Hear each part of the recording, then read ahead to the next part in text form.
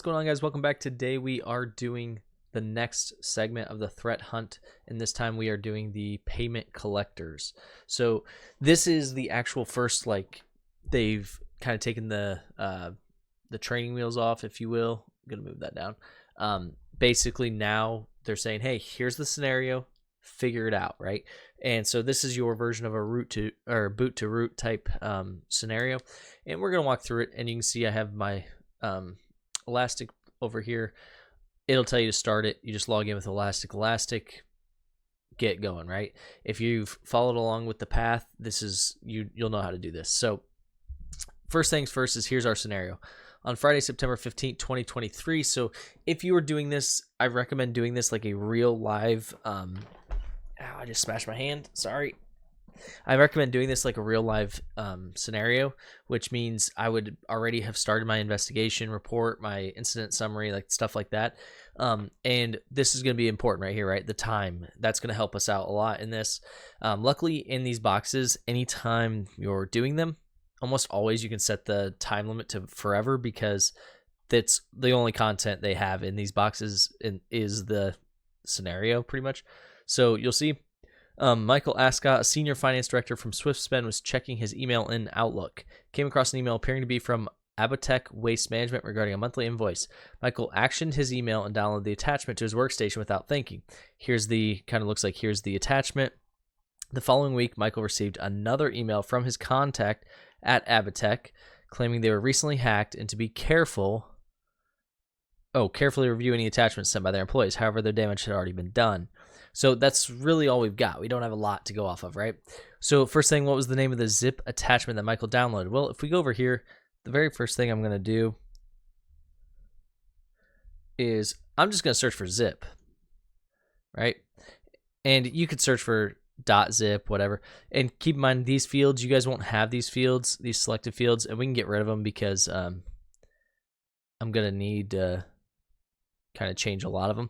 I'll keep the username and the message, and then I'm going to add the file path because I want to see the path, right? And you can see we know we're looking for a zip file. And if you look over here, well, you guys can't see this. Let me move my camera real quick to make sure you guys can actually see.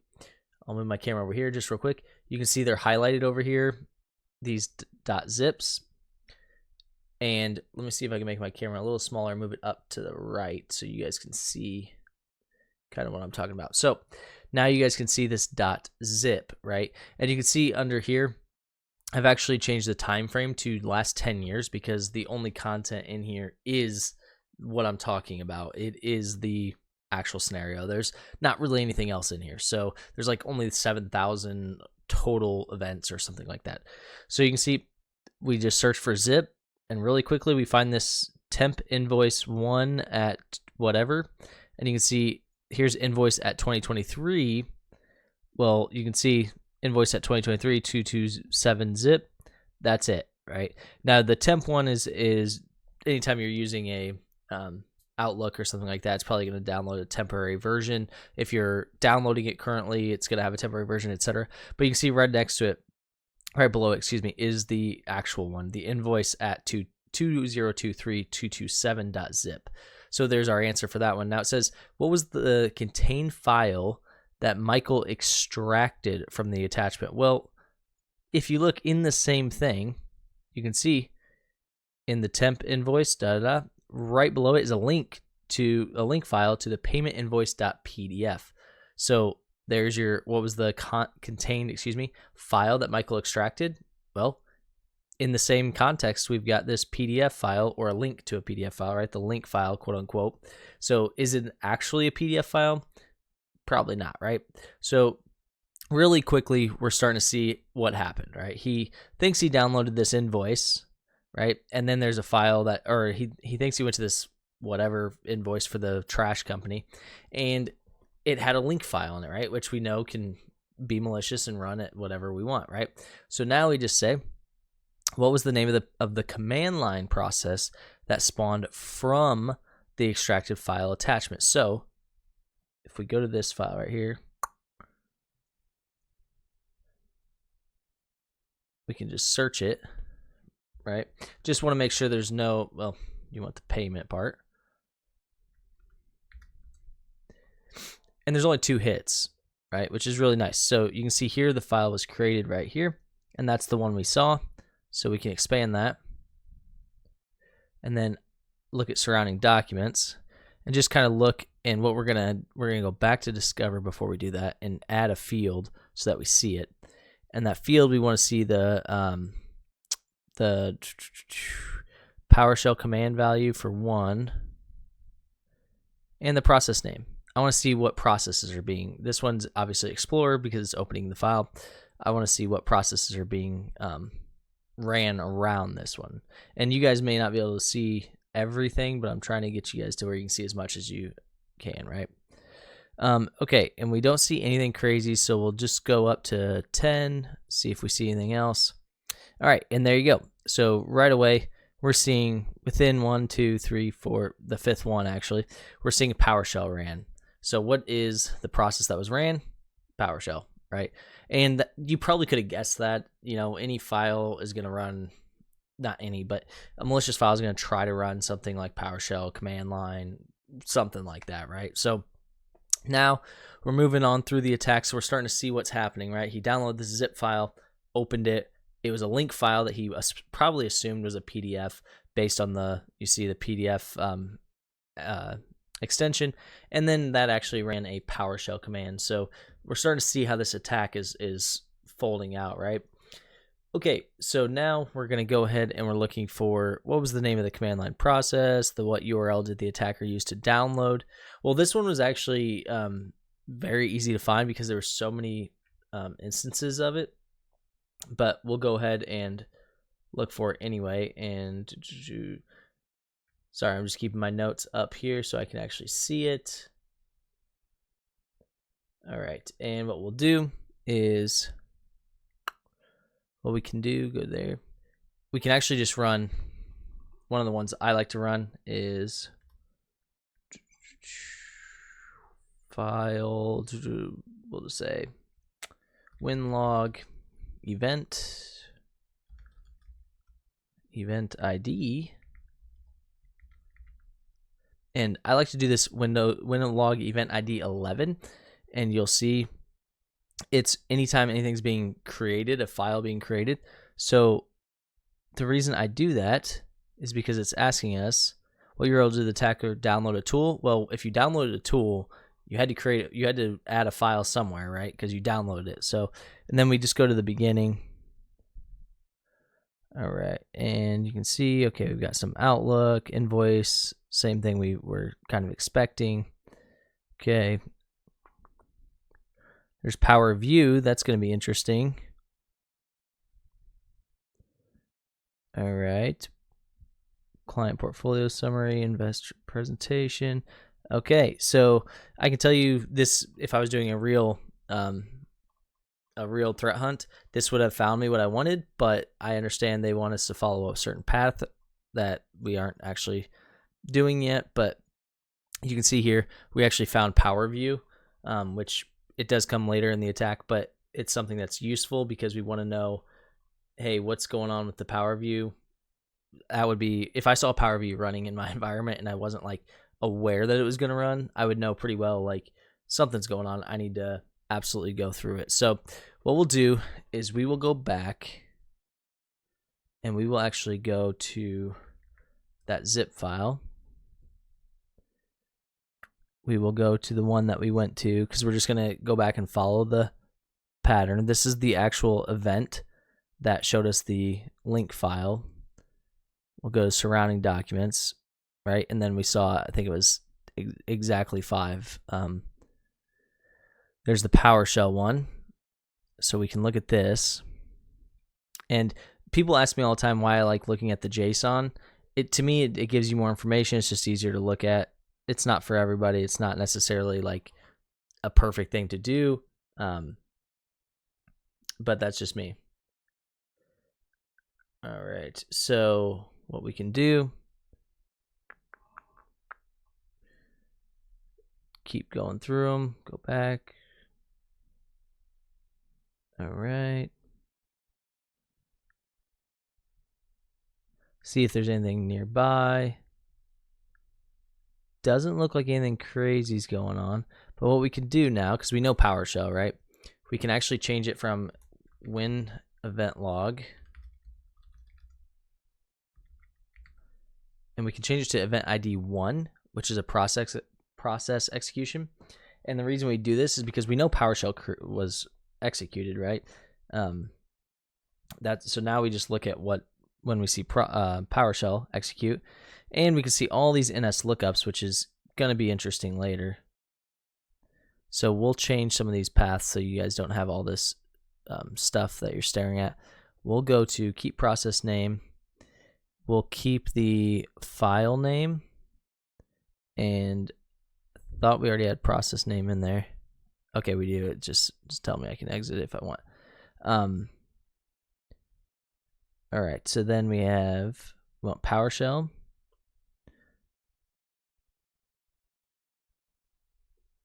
And really all I care about is the PowerShell here for now. Well, there's execution bypass, so we see something's happening already that we probably ought to dig into at some point, right? Yep, parent user SSF. Okay, so we're starting to see things happen. Here's a bunch of PowerShells, so let's go through here. And I could refine this a little bit, and there's our answer right there. But I could refine this a little bit, meaning I could just search for PowerShell, but you can see there's only 61 hits here. So unless this was like an emergency and I had to find it right this second, I can slowly take my time and look through 61 events to find PowerShell and just click on them and look. And you can see right here, when I click on them, it says download string, HTTPS raw, GitHub user content. Gives me the Best of More Rhino, PowerCat Master, PowerCat PS1. That's our answer. That's the URL, right? What port did it do that on? You can see it says right there, port 19282. And what it's asking is what port did the workstation connector connect to the attacker on? That's it. So now it says what was the first native Windows binary the attacker ran for system enumeration after obtaining remote access. So what was the first thing they used? And if you go through here, we don't have it here, but what we can do is do process parent command line. And now we can actually see the command line of the parent, and we can look, and if you look right here, it says native Windows binary. So you're looking for something in Windows, and we know it came after PowerShell, obviously, right? We know follow any attack pattern. They downloaded the file. Okay, something runs now, right? Well, what's the next thing to run? It's a native Windows binary, systeminfo.exe, right? So it's pretty easy to tell because right here you can see this is the PowerCat commands. Right after that is system info. They're asking questions in order of the attack, so it's pretty easy to follow along. What is the URL of the script that the attacker downloads to enumerate the domain? Well, this one was super easy because we already found PowerView, right? So we already found it. If we already know PowerView, I'm just going to scroll up till we find it. There's only 20. If we already know PowerView right here, right? This just comes with experience. So people ask like, well, how did you know PowerView is a enumeration tool? Like it just comes with experience. If you've been around this stuff for a long time, been around the environments, and use tools like this, you know that this tool is not normal. It's not letting me click on anything, so that's fine. But you can see I might have to reset it. I'm not sure why it's frozen completely. Yeah, I'm probably gonna have to reset it, but we'll talk about it first. So right there is the PowerView. We already knew that's, I'm gonna have to reset my attack box. I'll be right back, guys. All right, we're back. We had to restart the machine, but that's fine. So now the question we are on is, what is the URL of the script that the attacker downloads to enumerate the domain? Well, this one was easy because we found it earlier, right? We found in winlog event ID, right, equals 11, because we were looking for a file download. We found PowerView, right? We saw it. We got to change the date. I'll change it to years, not from now. Yeah, that's fine, years. And we'll just do 15 years from start date. Okay, we want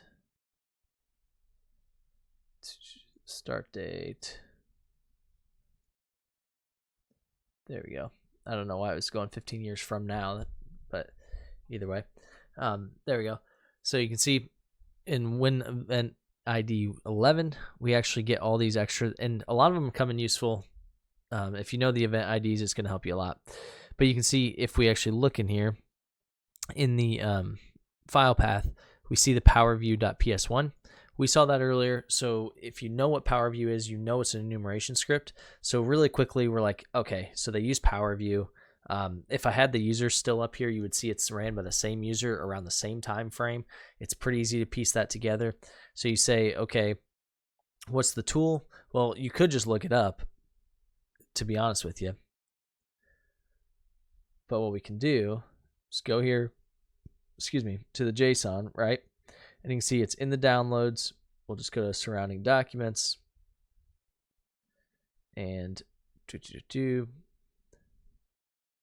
open her up. And we just go forward because we got to find it first, right? And there's PowerCat.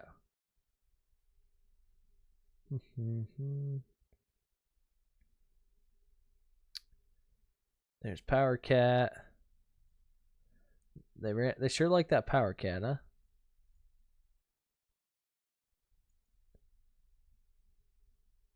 And keep in mind, we don't know when this the PowerView is actually being introduced. I just clicked on the first one. I could have actually correlated the time better, but we'll go ahead and just do 15 of the documents. And really, all I'm looking for is that the download itself of PowerView. There's PowerCat, PowerCat, PowerCat. They sure do love that PowerCat.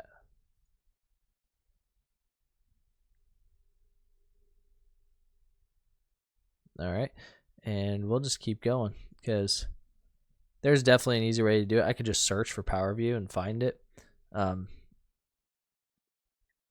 Wouldn't be too bad. Just search for the PowerView.ps1 and find it. If we don't find it here in a second, I'm going to. All right, we'll just go to Discover.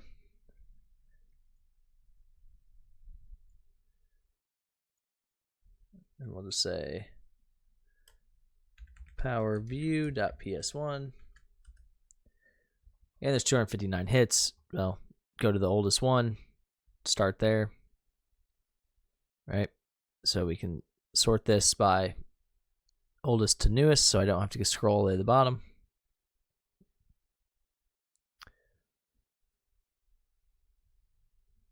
All right.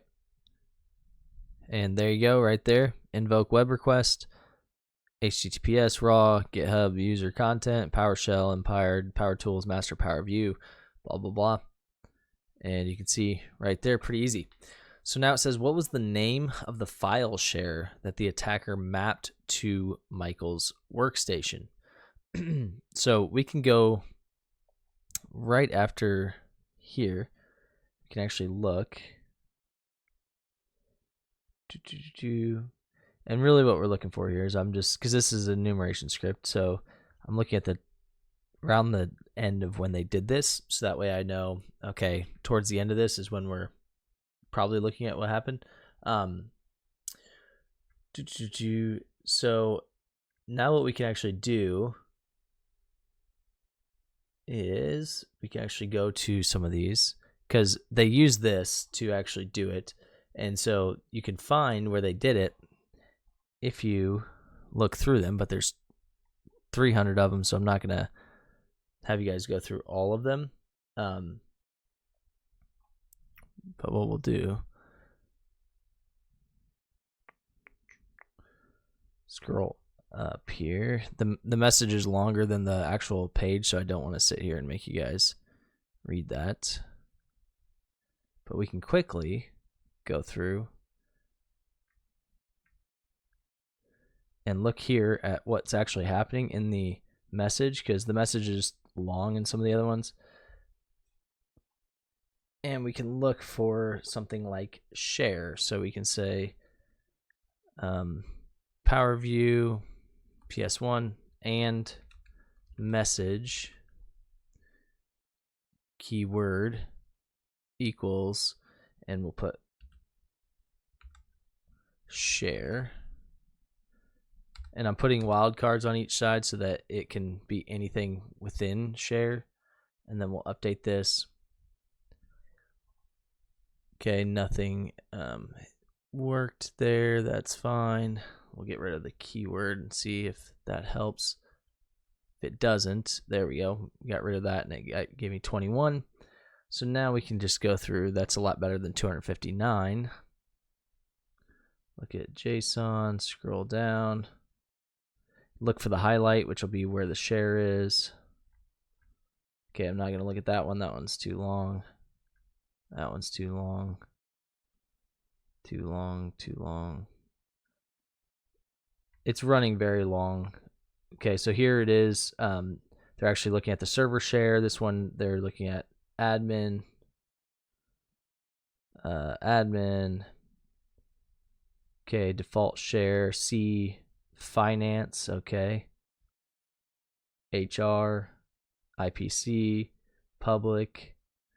There we go. SSF financial records. So that would be the one that would stand out to me, that would, I'd take advantage of. But you can see all I did was search for share and power view is really all I did. If you look, I added the wildcards in there. That's about it. But you can see the name of the file share the attacker mapped to Michael's workstation was SSF financial records. And, it was pretty easy to find. It just took a little bit of finagling, nothing major.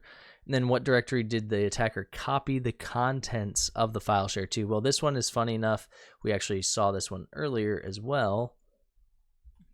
And it's funny because you really could have done a lot of this box just with this one, which is event ID 11. Because if you look, we had our power view in there. We had our the file he downloaded earlier. And then if you look here, and I have these kind of backwards here as far as, I think I still have it sorted backwards. Yep, let's sort it from new to old so we don't go backwards on it. Okay, so they were asking, what directory did the attacker copy the contents of the file share to? Well, if we scroll down, or up in this case, because we see that robocopy. If I can get it to stop scrolling by itself here. There's robocopy. So we know it's probably downloading or copying something using robocopy. Well, there's the downloads exfiltration. And if you look, it's robocopying everything in exfiltration. So there's your C users, Michael Ascot downloads exfiltration. What was the name of the Excel file the attacker extracted from the file share? And you can see the only Excel file is this client portfolio summary Excel. There you go. Now, what was the name of the archive file that the attacker created to prepare for exfiltration? Well, you can see right there, exfiltrateme.zip. So within one event ID, we've been able to answer 5 or 6 questions. So it's really, it doesn't really matter how you find it, as long as it works for you. And as long as you can correlate the times, you'll be fine. Like, one of the things arguments I get is people say, well, just because Power View, for instance, is a enumeration tool, you got to be able to prove that. Well, that's pretty easy because I can go to the timestamp. If I can find the log in here, I can export it and take that timestamp and show, well, 2 milliseconds after this happened, they ran this script, which is a known enumeration tool, ran by the same user on the same machine. It's not like rocket science. Like, you have to be able to agree there. Now, what is the MITRE ID of the technique that the attacker has used to exfiltrate the data? Well, this one you guys may not see, and the reason you don't see it is because we will actually go through and change this when event log to 1, because when process is created. But we saw it here earlier, you just didn't probably notice it. We'll get rid of this file path, right? And then we got the message, but let's do, let's scroll down here. You'll see what I'm talking about. See all these NS lookups? So we will do process arguments. Did that do it? There we go. And you can see very quickly what's obviously going on, which is DNS exfiltration. Super simple to tell how. There's back-to-back-to-back encoded DNS logs. It's definitely exfiltration. So you just look up that technique on MITRE and you'll get T1048, and you can show that by going here, hitting T1048 MITRE, and there you go, exfiltration over alternative protocol, and there you go. Pretty easy, pretty self-explanatory. All right, now what was the domain of the attacker's server? Well, right there, HAZ4RDW4RE, hazardware.io. Very common technique, very normal. Then it says the attacker exfiltrated an additional file from the victim's workstation. This one may get a little confused, but all you gotta do, because it says they did an additional file, that's kind of the key, is if you go all the way through everything, then go to the end, right? The last ones, which is this one here, this VEH, and then this one. And the reason I know it's the last ones is because they said they did an additional file, right? So I know it's the last thing they did. And all you gotta do is take it in here and you'll get the flag.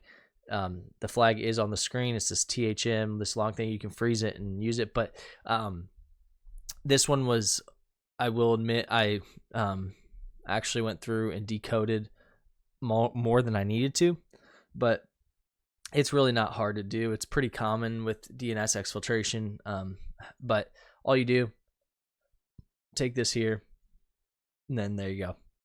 Super simple, super easy. It's base64 encoded, totally fine. I'll tell you, yeah, I'm not gonna dive in the weeds on it, but either way, super easy to do. Then that is your last flag, and that's pretty much it, guys. I mean, this box is pretty self-explanatory. This is one of those boxes where, is it very complex? No. I'm gonna move my camera back down. Is it super difficult? No. Given enough time, pretty much anybody could do the box. Dig through enough logs, you'll eventually find what you're looking for. But let me know in the comments if there's like a different way that you guys found it, if there's the same way you found it, whatever, because I'm curious. Because I noticed myself, like I saw the exfiltrate me right at the beginning, and I was like, well, that's part of the questions, I guarantee it. So like I just keep that in the back of my head, so that when it said something like, what was the name of the archive file, I was like, well, I remember that, so let me go back and find it, and then et cetera, et cetera. So, and I do a lot of my incident response this way as well, is I kind of take a very large amount of notes at the beginning, and during my course of my investigation, I find things, and they may be completely useless, but then later they come into play, or they might not, et cetera, and I kind of just keep that stuff in my memory. So let me know what you guys think, and hopefully this helps you guys. Thanks.